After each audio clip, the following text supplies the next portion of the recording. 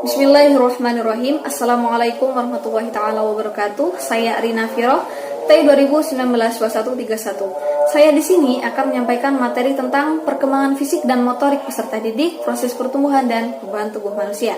Yang pertama, pola pertumbuhan.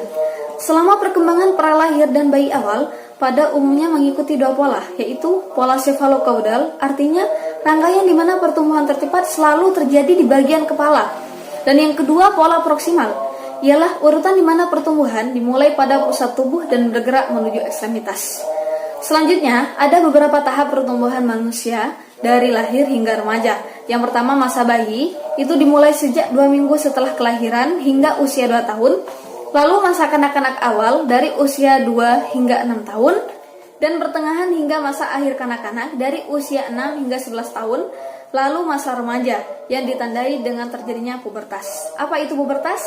Pubertas ialah masa pematangan fisik yang cepat yang menyangkut hormon dan perubahan tubuh yang terutama terjadi pada masa remaja. Pubertas ini bisa terjadi pada usia 10 hingga 13 tahun dan hal itu bisa berakhir pada usia 13 bahkan 17 tahun. Selanjutnya, pertumbuhan dan perubahan fisik pada remaja pada anak laki-laki ini ditandai dengan peningkatan ukuran penis dan testis, munculnya rambut kemaluan, perubahan suara menjadi lebih berat, ejakulasi pertama, pertumbuhan tubuh maksimum, tumbuhnya rambut di ketiak, dan pertumbuhan rambut di wajah. Sedangkan pada anak perempuan itu ditandai dengan pertumbuhan payudara, munculnya rambut kemaluan, tumbuhnya rambut di ketiak, pertumbuhan tinggi badan maksimum, pinggul menjadi lebih lebar daripada bahu, dan menstruasi atau haid. Selanjutnya, saya akan membahas tentang perkembangan otak. Perlu diketahui bahwa struktur otak membantu mengatur bukan hanya pada perilaku, melainkan juga metabolisme, pelepasan hormon, dan aspek-aspek lain dari fisiologi tubuh. Otak ini memiliki 2 bagian, yang di setiap bagiannya itu memiliki 4 daerah utama yang disebut dengan lobus, yaitu lobus frontal, occipital, temporal, dan parietal. Yang terakhir saya akan membahas motorik, sensorik, dan perkembangan persepsinya.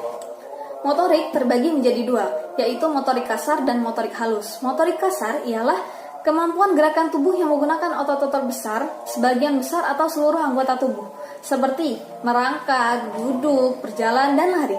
Sedangkan motorik halus ialah kemampuan yang berhubungan dengan keterampilan fisik yang melibatkan otot kecil dan koordinasi mata dan tangan, seperti bermain puzzle, menggenggam mainan, dan lain sebagainya. Sensorik adalah kemampuan seorang anak dalam menggunakan indera yang ada pada tubuhnya. Dan yang terakhir, persepsi ialah penafsiran dari apa yang dirasakan, gelombang udara yang mengenai telinga yang dapat diartikan sebagai suara bising atau suara musik. Mungkin cukup sekian dari saya, kurang lebihnya mohon maaf. Wassalamualaikum warahmatullahi taala wabarakatuh.